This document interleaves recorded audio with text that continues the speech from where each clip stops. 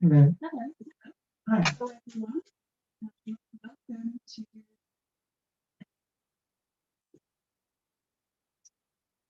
uh, uh,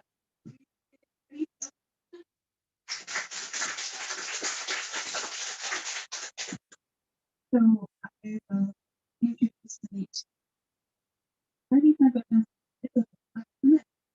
this is Vaneet Mehta.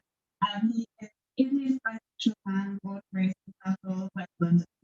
He's a software engineer, writer, publisher, and the founder of the hashtag Bisexual Men Exist, which went viral in 2020. He's appeared on numerous panels, delivered talks for various companies, and has written for Men's Health, Stonewall, GMFA, Metro UK, Outlife, and Unicorn magazine. His work has also been published in the Bible, New Testimonials, the Ampersand Project, and the Sex Agenda. Bisexual Men Exist is his first book, and this is the final event of the tour to launch the book. So very special. I get to speak after this, which is like really exciting. So I wonder if you could kind of give some context for the book and give us the reading of the book to give us an idea of the tone and what the book's about. Yeah, sure. So I guess I'll start with a little bit of background of why the book is. So it already came from a hashtag, Bisexual Men Exist. It's a hashtag that I made in 2018, and I brought it back in 2020. And it was mainly to I guess, combat some of the biphobia I was seeing online. I was targeted specifically to bisexual men. And normally I get quite wrapped up in like shouting down the bigots, and I'm like, I don't want to do this anymore. I just want to have a little bit of ourselves, positive, and celebrate ourselves. I also wanted to connect with other bisexual men,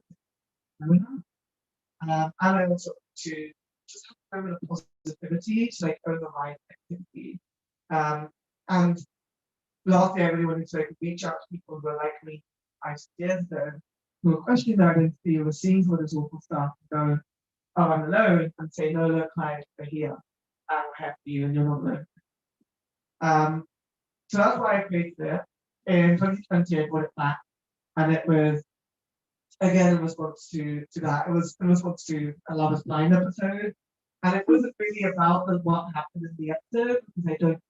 But it was a little bit of justification, the online fiction cafe. There was a poll going around asking women to vote whether they would ever take a sexual man. Most of them voted no. All of the comments were saying, oh, but he has a dick on him. Oh, that's disgusting. It was it was very. And my following have not grown that much in a year, but yet somehow it trended. They went to one in the UK, two in the US. Stonewall was using it. Big News was using it. He was like, was using it. It got very big. And shortly after that, a publisher reached out to me, just speaking to publishing, asked me if I wanted to write a book. They didn't say specifically about bisexual men, but they've seen writing. They were doing a lot of trans books and trans content, and they really wanted to expand that to more marginalized groups of the community, specifically by anime. So I pitched them this idea, and a few years later, um, I also wanted to touch on on the cover and throughout the book, I use a term called m-spec, and the reason being is so m-spec stands for multi-gender attractive spectrum, and it's a really good umbrella term that can develop bisexual, pansexual, polysexual, omnisexual, all these other identities. And the reason why I decided to use that throughout the book and on the cover is it's a really good umbrella term. It doesn't create any kind of hierarchy. It doesn't say like it doesn't bury anyone on class. It doesn't do any of that kind of stuff. And I also think the reason why I wanted to use that is this stuff doesn't just affect people who identify with this label. It doesn't just affect bisexual people. So I wanted to talk about the wider context of actually just affecting more people than unfortunately, I do still keep bisexual on the cover because otherwise no one would find this book and no one would find it. But Oh yeah, thank you. I wonder if you could start us off with a little reading so we can get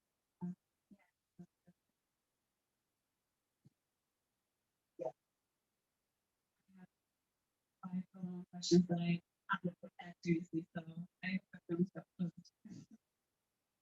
Yeah, so I'm going to start with a little bit in the representation and education chapter, which is the first chapter of my book. Mainly look at my book like that sets the groundwork for a lot of the experience that I go through. And especially when I wrote this chapter, I kind of was like, I'm just going to talk about all the tropes that I hate. And after a little bit more research and talking to people, there is this of the personal and so this is what makes representation negative. I spent a lot of time here outlining the way in which m-spec people have been represented in media, discussing the tropes, the way in which m-spec is either discounted and raised or shown in a negative fashion. But what makes representation negative in that case? In an episode of the podcast, Two Black Guys, Isaac talks about the idea of acceptable representation and how it's often very for respectability. He says that the concept of acceptable representation is based around the assumption that there is an objective unified reality to all bodies, and we all share the same characteristics and the same behavior, and that behavior has to be respected. What this means is that we often demand representation of people to be morally good, that they must act and behave in a way that society is acceptable. But this is not the reality of abstract people. Abstract people can be messy, morally bankrupt, amoral, or simple, just like any other human. Either says this demand senses not by people differences on the question, what will they think about us, and not where can you see yourself. Either says, I don't see myself in this life. And I myself more represented by the villain or way. This is incredibly important to discuss. While some may find these trips challenging or negative, others may see themselves in these characters, more so than this is what being cut. I discussed the idea of representation with Jacob Engelberg, a PhD student researching bisexual transgression and thought. He told me that when we examine the effect that media has on us, we often make too many assumptions. He asked how can we be sure that people are viewing these images as abstract or amoral. I have already previously mentioned how often when abstract characters have their sexuality go unnamed, they tend to be labeled as either gay or straight by society at large. In a world that deals in the binary, and we really say that these unlabeled characters are seen as abstract, and that this therefore informs people as areas of abstract people. We also don't know how these characters are being viewed. Can we really say that these characters are being seen as bad by the general public? The way in which people perceive such characters can vary, even when the character is framed as the villain in the story. I've seen numerous conversations around so-called difference of view, or shows that people believe that they had a brain or side. In Jacob's as yet unpublished thesis, he looks into the case of basic instinct, a film from 1922 featuring a man as lesbian and a man as this ignited furor from numerous LGBTQ communities and individuals who engage in protest over the film. And while some desire and representation be changed, or the film not be shown on the basis that would feel anti-LGBTQI assessment, others embrace this imagery. Some love how the woman in basic instinct was strong and powerful, and the film showed that LGBTQI people are everywhere, and that they will fight back. Jacob said, bisexuality is made meaningful on film when the rules of cultural homosexuality are transgressed, and these instances often occur through or alongside other social transgressions. I think that this connection between bisexuality and transgression helps to explain the amount of immoral depiction of bisexuality we see. But I view these representations as indicating bisexuality is threat to the social order, and threat that we should embrace. When discussing what makes representation good or bad, we should be careful not to fall into the trap to discuss m-spec representation that falls on tropes that are often considered harmful, such as the ones I have. For some, m-spec may be a phase, and sexuality isn't something always a concern. M-spec people can be promiscuous, and promiscuity itself shouldn't be seen as a negative trait. M-spec people can be immoral, just as any. This isn't to say these images are not other not so straightforward. The homophobia and erasure that m-spec people will see exists exist outside of these types of representation. And while they may inspire this representation, whether consciously or unconsciously, and potentially perpetuate the stereotype and thereby the discrimination that comes with trade. There is a level of to consider. Thank you so much. So the book is full of these kind of references to popular culture or kind of culture at large, and finding some research, but you also conducted interviews specifically for the book. I wonder if you could speak a little bit about what it was like connecting with your interviewees.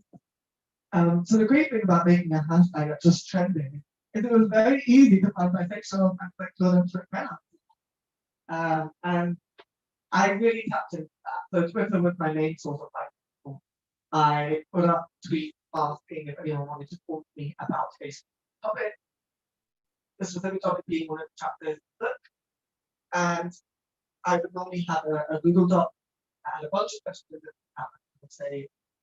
So it can be quite open-ended, but at the same time asking a very specific topic. So I could kind of wait around that. So I might be like, how is it coming out to men? And so you're open-ended. It can write absolutely anything there. It could write paragraphs, it could write sentences. But it is talking about friendship, and that allows them like about how difficult or not difficult it was coming out to friends. I asked, how was it coming out to your family? And and that's the whole part of the book. How family experience that. I did with Google Docs because if I had to interview any person was also a really big job, I would not finish this book in this decade. It would take it way too long. So I went through Google Docs, and what I did was every time I would shout out, people would like my tweet or they would DM me. I would then make them their own Google Doc. I would send it to them. I would edit it in their own time, give them a kind of soft deadline. Maybe when it was like, okay, that's going to start aiming like that chapter. 9 months away, I could get you on. So, it was useful to then, skin reads on, get an idea of what people are thinking about, what experiences were, which was especially important when there was experiences outside of my home. Like I didn't come out of school, so I was asking how did I come out of school, as an experience outside of my home. And so seeing what people are writing there that helps guide me to maybe more targeted questions to that individual or more targeted questions that I'd like to say, did anyone do this? So like one of the more targeted tweets I wrote was after someone told me that they were fetishized for being a bisexual man. This is nothing I've ever experienced before, nothing I've ever heard anyone experience before. It allowed me to ask that targeted question online. I was like, has any m-spec men hair ever been fetishized for being bisexual and m-spec? If so, what did they say? What was your experience? And had a good conversation with a couple of people, which then allowed us to experience the topic. So that was kind of the process. In some areas you were writing about, in other areas it was really guided by what people were saying. And I think that was especially true for experiences outside my own. So I'm not trans, I'm not aromantic or asexual. So when I was writing those parts of my intersectionality chapter, I really learned on what this said and the things that they would tell me or talk about. I then went to research on the back of that to then what they were saying. But it was people that first and foremost, and that was incredibly important for me because I didn't want it to be a bunch of statistics or a bunch of theory or papers, because I find that can be very hard to relate to. It can come across very academic, it can come across very outside of yourself, and I really wanted to ground the book. So, saying, for example, contemplating sexual assault, 20% of people of m-spec men experience sexual assault. Like that's a great statistic, but what does that mean to the general person? How do you bisexual this? And you envision a man like within that. But if I could tell you, there's a person I spoke to called Kamal, he told me he got sexually assaulted. This is why he got sexually assaulted. This is what the person said to him when he got sexually assaulted. It's a person you can imagine, it's a person you can empathize with. is a person you can maybe relate to. A statistic is sort of a relatable thing. Yeah. I found it so, it did exactly that for me reading it, like really grounded it in those experiences, and was such a great blend of your own personal experience, the research finding that you did, and then also the kind of wider reading that you did around. So I found this book a real kind of rallying cry for more support for m-spec men. I found that kind of one of the main takeaways at the end was like an appeal to the community, to the LGBTQIA plus community and like the wider community to like support m-spec men. And obviously, as I said, it also contains all this meticulously researched information about discrimination and health outcomes of m-spec men. And I feel like it gives a really definitive answer to those who may ask, you know, is this really still an issue? Like, I think so often I hear people who maybe exist in bubbles where there's a lot of support for m-spec men. Which bubble is that? Please, I mean, that. yeah, like DM us. Yeah. Which is one of the things, actually, one of the things the book does really well is like myth busting. So like straight passing privilege and like other things get addressed in the book. But basically people saying like, is this an issue? I wonder if you could speak a little bit about the relationship between kind of visibility, coming out, and health outcomes. Yeah, sure. So the thing that I think is important is, you know, when people say sleep mask a bit, what they often mean is you can be closeted and somehow closeted means you're okay, not understanding what it means to be closeted, which is not good. It's not a good time. So in terms of like coming out, like the first thing lack of visibility is the first foremost of the problem. When I was going through my own journey, I didn't see anything. I didn't know what the word was. I didn't know my was even a word that existed when I first started having traction toward my gender. I was 10 or 11 at the time, and that was sort of 2002, 2003. As we know, Section 28 was still a thing back then. And even when after it was repealed, the curriculum was updated. The curriculum was only really being updated recently, in terms of saying you have to teach it. And some schools were doing it a little bit earlier, but before 2010, very unlikely. And so that lack of visibility and the lack of representation, I mean, the earliest that this was ever found was 2009, 2010 from the US, and that said there were the m-spec men and 4 m-spec women. It's not a lot of people. And in general, there was a lot of, anyway, there was about 16 LGBT people in what they said. Like, when you look at the most recent statistics that show the community, it's not 16 across like films and TV. but I think it's just TV. Okay. So where we are on TV is what it's called. If you want to look it up. It's going a lot better now, but it's still not where it should be.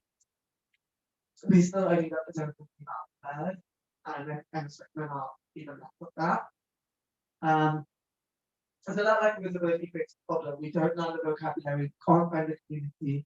Because a lot of people I spoke to that when they were coming out, they felt very active, felt very alone, because they were coming out and they didn't see any role model, they didn't know anyone else in that space, they didn't see it on TV, they didn't learn it in schools, they don't know it, and therefore they're doing it as that. And even if they know LGBTQIA plus people, as you're reading the last chapter, they're not always that accepting. So it's a big problem. That then leads to lack of coming out, because you would either not know what the word is or heard the word told it was acceptable, which is my second experience of first learning the word when I was 17, and immediately everyone was like, she's doing, like, somebody came out of my curious, she's doing it for attention, she's making it up, just come out as gay if you're gay. And so that means that people don't come out, or they are scared of coming out because they are acutely aware of what people say, what people think, what they might experience. They might realize that people aren't going to accept them, people are going to push them out, people are going to not take them. So that means that statistics show that 46% of bi men aren't out to anyone. So much. Yeah, internalized. And when you've got 59% gay men, well, to everyone in their family, it's a big contrast. And then that lack of coming out obviously is an issue. I think if you don't know now that being positive for mental health, I will tell. We have higher rates of depression, higher rates of anxiety, higher rates of suicidalization, higher rates of just everything, just more of a problem. And it all comes back to the lack of visibility. That means that we're unable to come out, we don't feel safe. The community is not supportive due to discrimination within the LGBTQ community. So even that's not a safe space. And it all leads to worse mental health outcomes. And then you try and access mental health services, and even they don't understand you. There was one person I spoke to who he had been married for about 15 years to a woman and, wanted to come out to her. And she's like, well, why do you need to? It's like, because I'm in the closet. And this was also, well, you're all different masks with different people. And it's like, what? And then he has to explain. It's like I'm constantly wearing a mask that I can never take off for fear of losing everything I love. I don't want anything to change in my relationship, but at the same time, I can't keep up this facade. And it's just not understood. So yeah, it's an issue.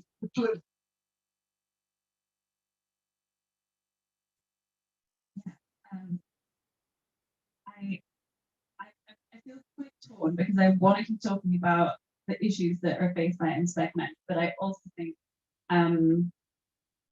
there's also joy in community. It's just like hard to find, as you've described. So I left the book with a sense of like hope and action. What would be your advice for those who might be in the room today or watching online who want to build community for m-spec men? So I would say that I kind of always dissuade people a little bit from like building a community because there's not enough of community. That's not the problem. Like we have Scottish Pride Network right at the front row now. There is a community here. They exist. Right? There is a community, there's multiple communities in London, there are communities in Nottingham and Manchester and Bristol and all those there are communities up and down the country. They exist, they're out there. The problem isn't there is a community. The problem is that the community does not have a platform, does not have the articles it's about, they don't have the funding, they don't have all the stuff they need to be the big thriving community that you often see for gay and lesbian people.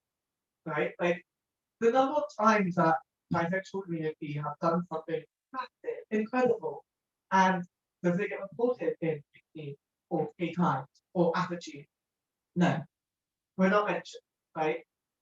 We had Bible for campaign and hashtags trending and t-shirt and fight on and fight, and how often do they get reported about? They don't. And that's the problem. The problem isn't that there isn't a community. The problem is that the community does not have the help that they so deeply need. So if anyone wants to build a community, I would say first and foremost, go see there is a I always recommend going to buy community news. Buy community news tends to have I think it can be something outdated. They have a list of communities that in those areas. Find that one, see the Slack there, talk to them, message them, and ask them to help. Especially if you're a bi person, like you can find other people.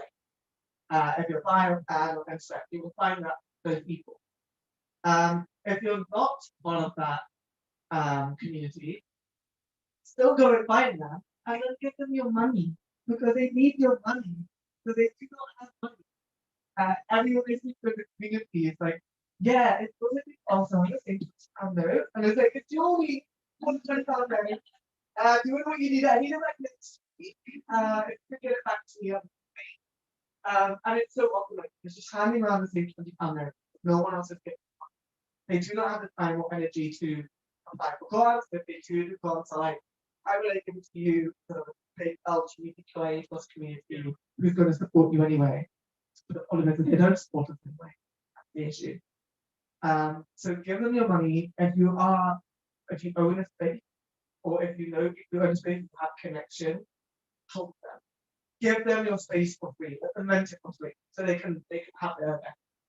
Like write an article about them. If you are in a journalistic environment, write an article about what they're doing, so you can signpost to their stuff. Anything you can do, and even if you don't have any of that, if you don't have the means, you don't have fun, you don't have any of that, the simplest thing you can do is do that work. You can tell a friend about that. You can share it on Twitter or Instagram. You can post it, reblog it, quote tweet. I always say, real allies retweet, not like, because liking does nothing for me. No one's going to see my thing because of your like. Sometimes they will because it's weird.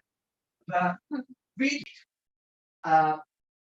boost our work because sometimes it's the only way anyone's going to see what we're doing.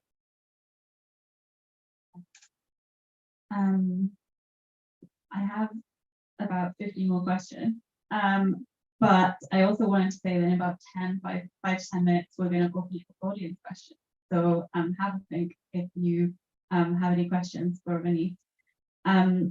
I wondered if you could speak a little bit about the inclusiveness of this book, because it focuses, as you've touched on earlier, on issues facing trans, non-binary, m-spec people, people of color, and people who are aromantic or asexual, and also m-spec. I wonder if you could speak to that part of the book. And I guess you've already mentioned kind of how iterative it was, how you kind of were like led by the data.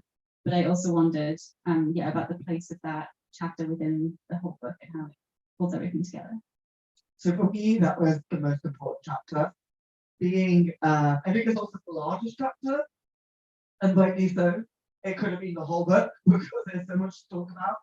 Even like the individual parts could be a whole book, which is what I hope happened. Someone else might have a look. The reason obviously was really important because I am of Indian heritage. My family are from India, so it's very important for me to talk about that.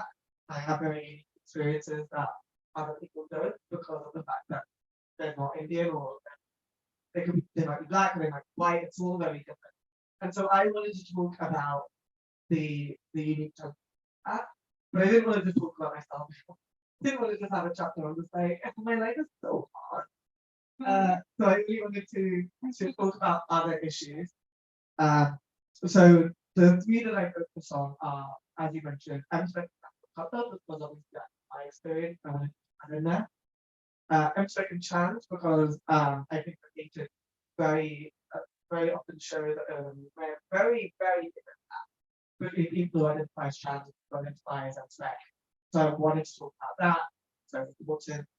And then I wanted to touch on m-spec and a-spec because I think that we have very similar challenges. If we talk about the lack of visibility and representation of m-spec people, like a-spec people, they have nothing. They have absolutely nothing. All of their stuff is just on Tumblr. Because they don't even like get a website together. Like it's so difficult. And I was like, can I find a Tumblr article? And my editor tell me off really, there's not editor. I'm like, this is not a community. It's difficult. So I wanted to touch on those, but there were so many other ones I could have talked about. I think at the very end I was thinking about through a few that I wanted to also talk about. So I mentioned a little bit about Australia, I mentioned a little bit on class. I mentioned divergence, stable, I mentioned asylum seekers. All of those are very important. I just could not write anything in this book because I never finished the book.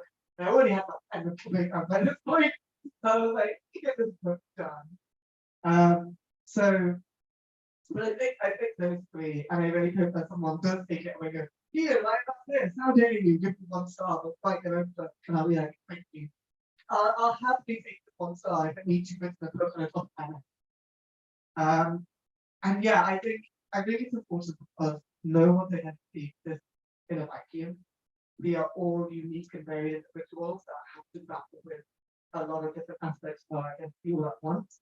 And if you can't talk about an individual issue without talking about the other people within that, like you can't solve m-spec phobia in Asia if people of color are still experiencing racism, right? Because then m-spec people of color are still experiencing hardship, and you've not helped all m-spec people. So you've got to kind of fight for everyone all at once, which is difficult, but you got it. So yeah, that's kind of why I touched on that. And like I mentioned earlier, for the ones that are outside of my experience, it's really hit by people, like, especially like the trans people. I obviously had some awareness, there's a lot going on. I didn't know what the overlap, like the overlapping issues were who identify with either asexual, aromantic, as well as m-spec. So really, that was led by people. I think out of all of the ones, they say like I scratched the surface for all of them. I barely scratched the surface, but without point anything, I scratch it. I think it's just about maybe like slightly touch it, because there's just like I know they exist out there, but if we talk about how much of a deposit m-spec people are, it's worse for asexual and like aromantic and asexual people. So it was really hard to find those people. But yeah, it was the most important chapter for me that we get more on those specific people. That's what I want to think about more. Right, thank you. So while you finish thinking of your questions, I wonder if you could give us another reading. So this reading is on the health chapter, and the thing that the big problem in the health chapter is the lack of research. There's not enough research being done on our issues, and there's a myriad of reasons why. And I kind of touched on it a little bit here about the cycle of visibility. Another major issue here is the lack of research. The long-standing problem of all research into the issues that m-spec men face when it comes to HIV actuates the cycle where m-spec men are not getting help, information, resources, and care that they so clearly need. As I discussed more in the chapter on flight, you'll have to read on your back. Many of our spaces, groups, communities, and activism often fell under the banner of gay or lesbian and gay. This was also the case when it came to activism on HIV and AIDS. While m-spec people were part of this fight, something that Sharon discusses in her book, they did so under the banner of gay. As a result, m-spec people are often erased from narrative. Research on HIV/AIDS often focused on gay men. As Dr. Feinstein stated in their paper entitled "The Sexual Health Needs of Bisexual Men at the Age of Biomedical HIV Prevention, Gaps and Priorities," they say, historically, the field of HIV such as STI prevention is primarily focused on addressing the sexual needs of gay men or heterosexual men, MSM, as a broad category, with limited attention to the unique needs of bisexual men. Research on m-spec men often didn't ask the right questions, which meant it didn't help tackle the issues m-spec men were experiencing. Coleman, Kippax, and Prestige 2020 looked at the two large studies conducted in Australia, Project Bell Hall and the Bangor Bisexual and Non-Gay Attached Research. These studies examined the sexual act of these behaviorally bisexual men, the level of intimacy they showed when having sex with men, where they had sex with men, their preferences, recent sexual history, and so on. They also examined condom use in such situations. Yet it appears the researchers did not ask anything regarding why these behaving bisexual men were not connected to the gay community, the barriers they faced in doing so, the discrimination that they faced, the reason for hiding their sexual actions, and so on. They did not ask the right question, and therefore did not fully capture the lived experiences of m-spec men and the way in which m-spec phobia engaged with their lives. This naturally meant that no meaningful action were created. Due to the failings of this research, there was no ammunition to fight for policy changes and get the funding necessary to fix the barriers for m-spec men. This is an issue that persists to this day.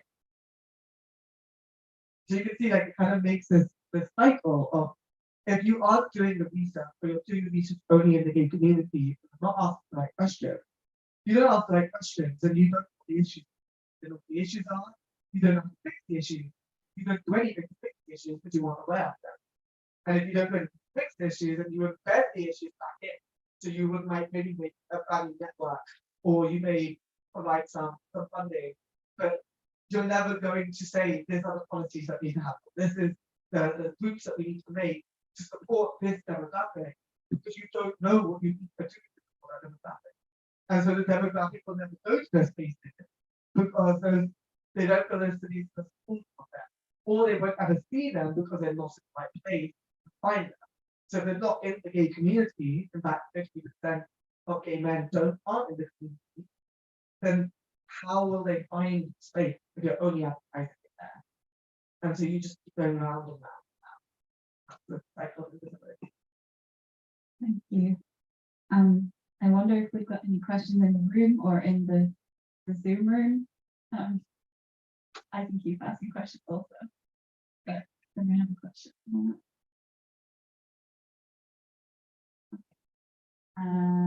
Yeah, I found that part of the book really compelling because if I remember correctly, you're talking about like the idea of behaviorally bisexual men as also including men who don't identify at all with any part of the LGBTQIA plus community, and so therefore like I'm not getting any of the services that are aimed for them because they're because they're just not part of the community, or they don't like perceive themselves as part of the community. And I think I really appreciate all the nuance in the book because you're saying kind of no one can tell anyone how to identify. So we're not kind of saying like you have to come out as bi because like whatever somebody's identity is valid, but you're kind of this like cycle of keeping people invisible and keeping them like out of the spaces just means that no resources reach them. I think there's so many different layers, right? Because it's the fact that some people don't come out, and if they don't come out, then if you're targeting things that just say bisexual men and they don't identify with that, they won't see it. Then they might come out, but they might be in space because of the discrimination in space, and therefore, if all the things are targeted within the space, then they won't find it. And I know people who will see that, will be in the space, will find it, but then they may go to that community event, whatever, expecting those events to cater to them or support them, and so often they're just an afterthought.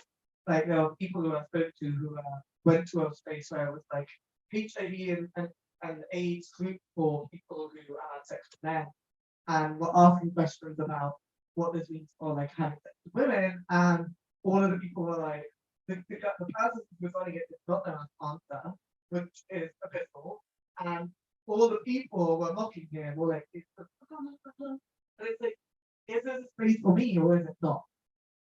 And so you just create this continual problem of not being out is a problem, but being out with its own problems. Because when you're not out, you're in the closet, and that creates issue. But even when you're out, you don't experience discrimination by the time of label that no one believes.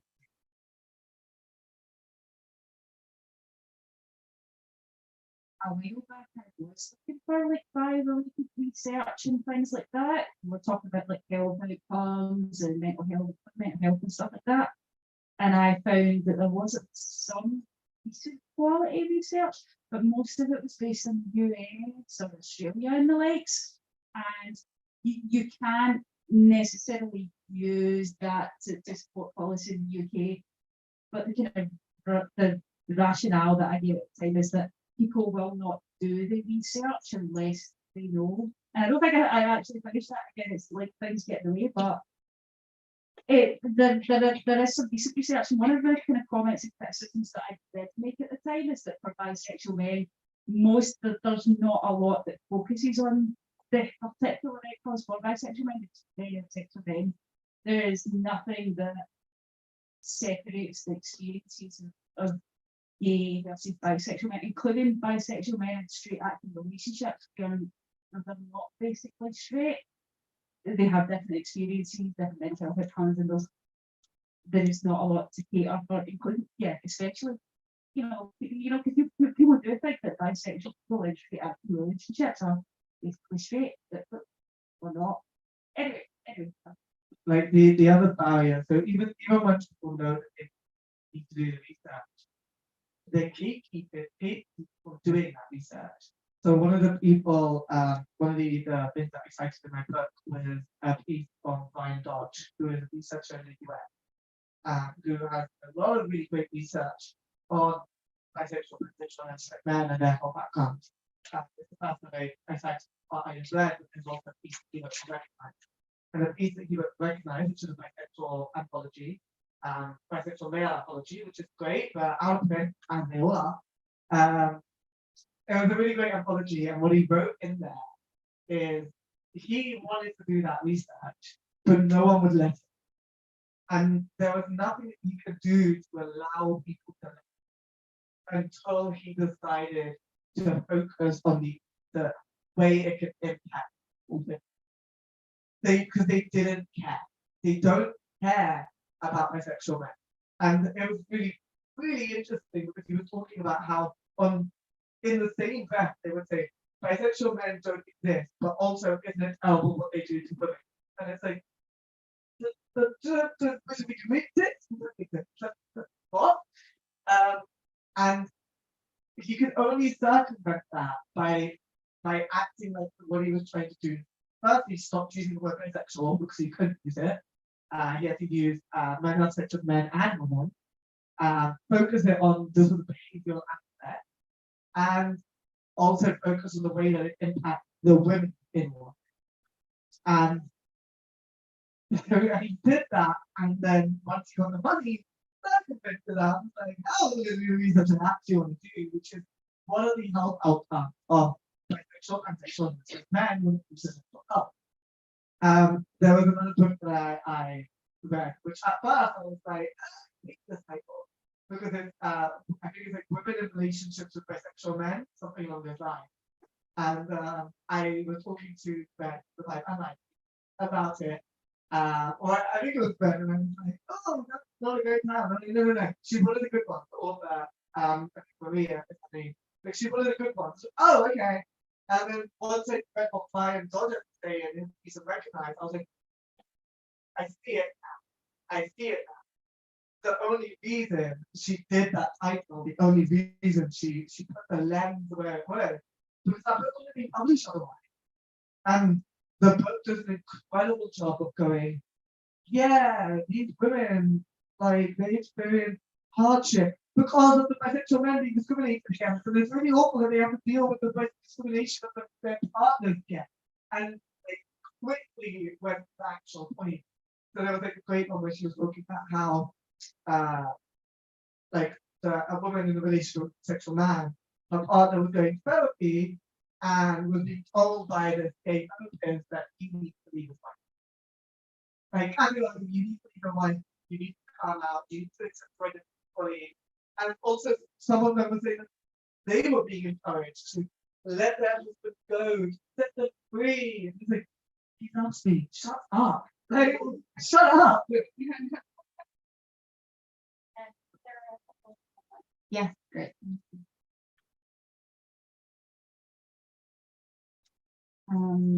So here's a question. You mentioned that you use popular culture throughout the book, and I wondered if you had a favorite fictional m-spec man. Do they exist?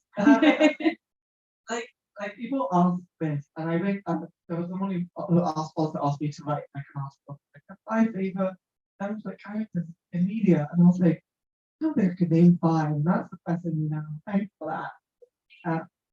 Loki, but like, nah, Disney can shut it up. And then like I honestly think the best one in these is Pokemon Summer. But even then I have a little bit of criticism.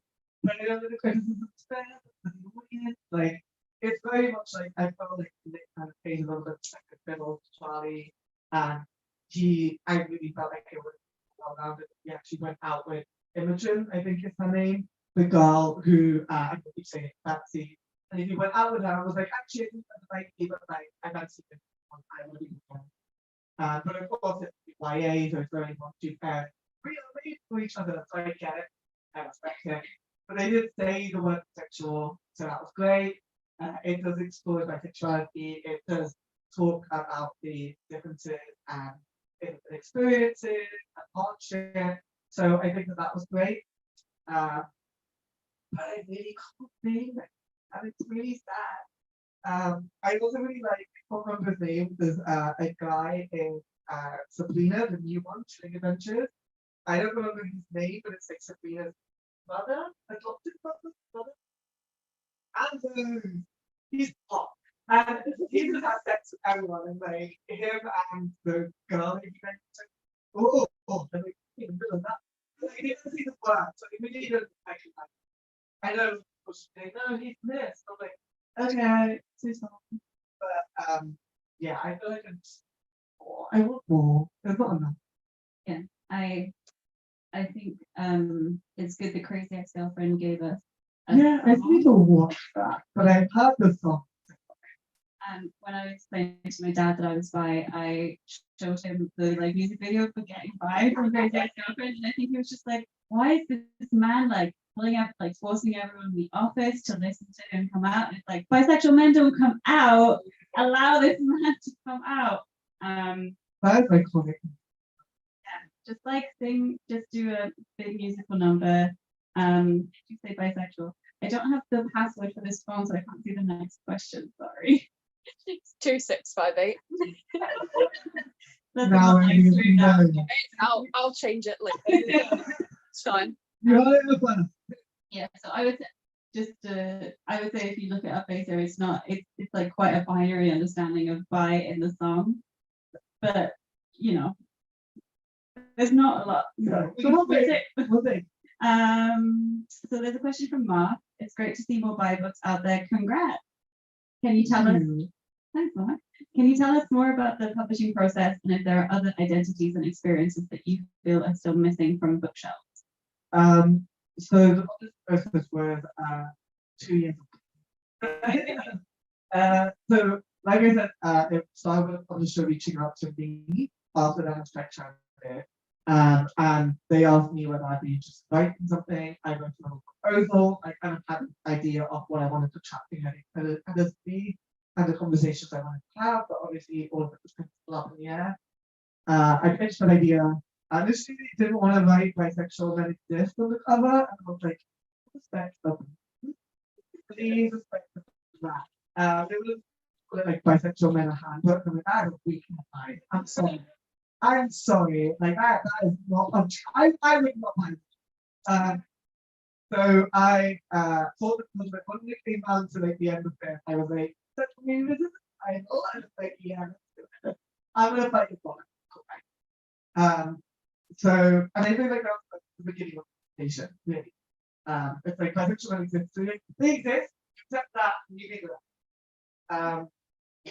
And the process was obviously for me, I was led by a lot of people, so I started by doing call outs. I'd already been doing writing and public speaking. I already like knew a lot of the statistics, so that part was easy. I started with the first chapter and I was like, I'm just gonna write about the shit I need to, and then I made that more around it afterwards. But the chapters I went through were representation and education, the concept of groundwork for those where you move this society. Coming out, because how could you not? Dating and relationships, that is a different part of our lives. Mental and sexual health, because there's a lot of health outcomes that need to be talked about. Intersectionality, which again I mentioned is probably my most important chapter, that will help. And I touched on a brief I mentioned earlier. I'm going to end with I, and I talk about the LGBTQ plus community and also finding my own identity. And I am not a organized, so my writing process was I'll write the thing. And then I was like, the initial deadline was supposed to be August 2021, and it's not me. I was very hard stressed. Who knew COVID was tiring? So that got pushed back to January 2022, which I'm very understanding about, actually. And I work quite sporadically, so sometimes I like 10,000 weekends, sometimes I work like a month. Sometimes I'll be people get that enabled me to actually like really check out something. And I think at first I was going to get like this. I'll do a call out, like call out, and then after I was like, I'm just gonna do all the call out, based on my week so that I don't get like flooded and like they don't get like hidden by the algorithm. But do that, get the people going, and then I will keep writing in the background once I have good any of the parts, I will start writing it. And yeah, and then there were times where I had to already have research, so it made it easy. So like, talking about coming out in schools, coming out the workplace, like I have this thing, like there's tons of on Stonewall, I'm just gonna use that. I really use US ones as well, so I use that. But there was some where I also, sexual assault was something we thought about, and after people mentioned that they had that experience, I then went out and tried to find some statistics or some research or something that I could back that up with. After I first draft in January 2022, the sort of a half a year to a year long process. I mean, I got my initial list back in sort of March-ish, and I had the fertility lead, which I had to fight for a little bit, but I got the fertility lead, and then because I was like, I took that, I'm not part of it, get someone to make sure they're okay. And then I think I did that back in like May, got some more edits in like May, June, then I think the final edits were around September, October, and then it was going, oh crap, I'm not spent any time organizing events, and then I just emailed everyone to try and organize something. So yeah, it's a difficult process. People don't tell you how hard it is. I think there's every time like someone is like, I'm like, what part are you at? And they give me a consent table. Oh, so you want this mental state? And they're like, yeah. Like so, like at 25%, I was like, this is a lot. Wow. 50% was like, maybe if I just send you this, and I don't have to finish it. I was like, sorry, it's all gone. I don't know what to do now. Bye. 75%, I started being like, oh crap, oh crap, oh crap. I got something on more demographic. I'm not doing justice. And crap, oh crap, oh crap, oh crap. And like having the mental breakdown, like looking at it, and and then at 100%, you reach perfection and go, this is shit. But you know what? It's out there. I'm sure it's not, but like when it's study, I think it's not as great as people say. Like when you get very exposed to it, you see all the flaws. I don't even know if I see like any specific flaws. I'm just like, I don't know if I'm a good writer at the end of this, but it's a thing that exists. And it's great. And it's a start. So that's something. And hopefully it will create some more conversation. And like, I didn't do that justice, that justice. But what are you gonna do? It's out there. And I'm not saying that I'm like, I wanted to release a piece of that, because this is something that's too close to the art. And I really understand when like my focus on like graphic designer and like just painting and stuff. And any I'm like, that's beautiful. Because I'm not happy with it. And I'm like, I get it now. I get it when every artist is like, I'm not happy with it. You can never be happy with your own piece. You can't. It's impossible. So yeah, that's the writing process. It's a mental burden, and you have to do it on some stage of she does not pay people. Well, it's a very good book. I hope everyone has been telling you this, but I wanted to like find out what their reactions have been. But I feel like I read it and I really loved it, and it's very good. You wrote an excellent book, and I think some of the critical reception has been that this has been so missing from our bookshelves. So Yeah, I think that's been the experience I've had. Yeah. Is when I went to Manchester to a fight shop, and they said that they had bisexual men coming in and asking if there's anything for them for the first time, and rather they could go there's a whole book just for you. And that's revolutionary. They had people come back and say that if they really enjoyed it. I've had people message me or I Instagram or DM me and say, this is like helped me, this helped me, this taught me something new, even after I learn.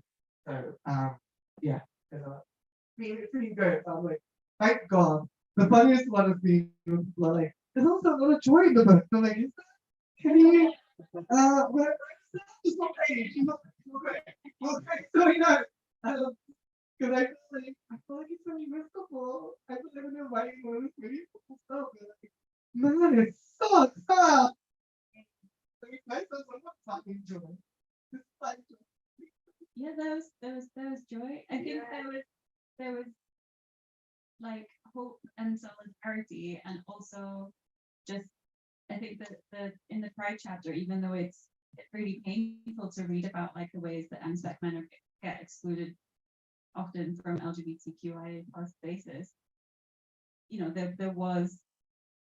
I feel like we need to do a shout out to Bren from the BIPAN library. Everyone yeah, needs to look hi, at it. Brian. But we'll put a link. Yeah. That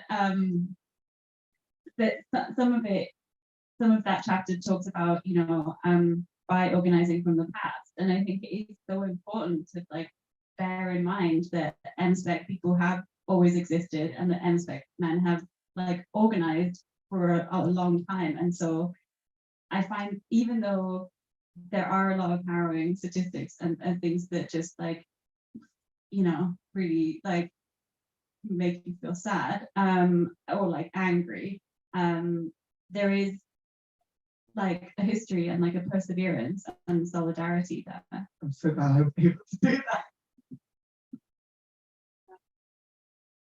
Yeah.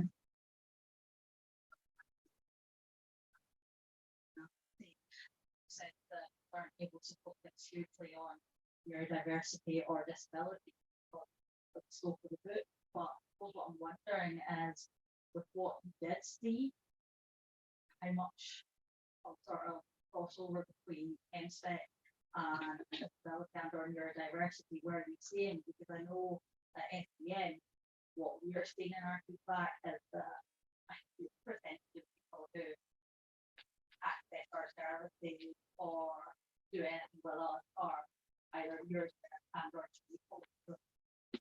Yeah, I couldn't find any like specific statistics on it. But from my personal experience, I've seen that myself. Like there's a massive overlap of people who are like people have sick or have ADHD or people who are disabled, and there's a big overlap there, and I see it every time I go to a community event. But I couldn't find anything specific. Yeah, we keep hearing that, oh yeah, there's some correlation or intersectionality lost in your diversity, but it's not being broken down by Yeah, and there's like a really clear need for research there, which is just is not being done. And I really hope that someone looks at that, because I think that needs to be a full book and we'll go and do that research, because there's so much to talk about there. The thing that I did mention in that end part is just sort of the barriers that they face, because like a lot of us think not acceptable, like at all. I have been into so many bars and clubs and this and that, and they have a step, they are cramped, they do not have a single toilet. How are people supposed to access it? How are people supposed to do this? I'm trying to plan like going 1 hour like get it. Yeah. But trying to find And then like neurodivergent, it's like if you have sensory issues, you can never enter an LGBTQIA space, because which one of these spaces doesn't have loud pumping music and lights? Like they don't, it doesn't exist, right? I've never been to any of these. They're all bars, they're all clubs. And there's even more that I didn't even talk about in there. Like if they're all bars and clubs, what are people who are like formatics? Because you're in that space, you're surrounded by alcohol. You can't be in that space. There's so many problems with the way that our spaces aren't catering for like the community. And I don't necessarily think all the blame falls onto those spaces, because they're doing the best they can. Some of them are, but they're doing the best they can with what they have. But we don't have enough funding. We have the government beating on our neck. All of our spaces are constantly at closing. Like how many times has the army emailing closed at this point? I think it was like third attempt of being closed. So it's a constant battle. And I feel like every time a new space pops up, something else closes down. And it's it's a constant fight. I think there are more and more spaces trying to take that into account. Like there's the London LGBTQ plus centre, which is disabled, accessible, has a sensory room, doesn't have alcohol, has cheap prices for people, or like and they are like pay what you can and pay forward stuff like that as well. It's probably the most accessible space I've ever seen. We need more like that. There are some that exist. It's just So unfortunately, that's all the time we've got. I'm so sorry, but you can Vaneet, talk to me afterwards. if you Vaneet will want. be here. You'll be signing in the other room. So you can get your book signed or just come and say hi and come up to chat. Unfortunately, that is all the time. I do want to have just Yeah. a little quick closing remark. Yeah. Like for me, this is very much a full circle moment. The last time I came up to Canada was 2019 to help launch. I quickly watching help launch the Bible Volume 2 with Lorna Alex from Monsters Regiment. And that was the first time I ever had like properly published. There were about people really in that voice.